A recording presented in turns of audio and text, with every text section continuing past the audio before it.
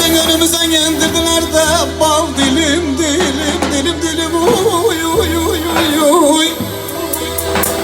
Gel aman yar yar yar yar yar. Her gün yar bugün yar. Günde 100.000 defa yar yar yar yar yar yar yar yar yar yar yar. Ne yaman.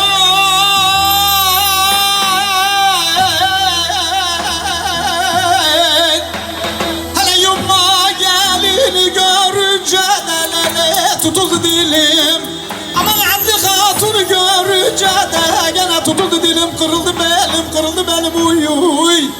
Nene böyle bir güzeli de gene yerlerim kalacakmış ama el, ne yaman.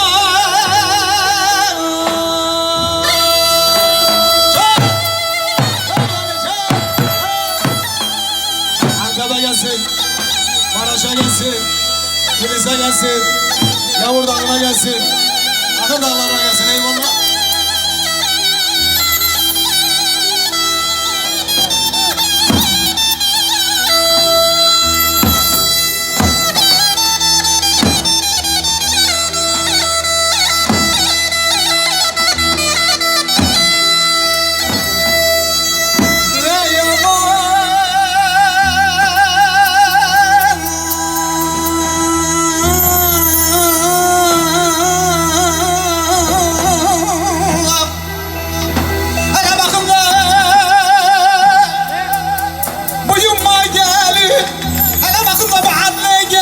Çıkmış dama bulgur seriyor uy uy uy uy uy. Tamanın kör olmuş gözü de yine beni görmüyor ağam. Ben öldüm yar yar yar yar yar yar. Yar yar yar yar yar. Her gün yar yar yar yar yar. Günde 100.000 defa yar yar yar yar yar yar yar yar yar yar. Ne yaman. Hele bakın vay vaadle gelin de bugün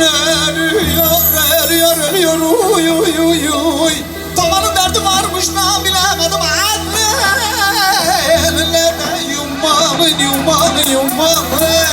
Yumalı. Şerefinize gelsin eyvallah, teşekkürler.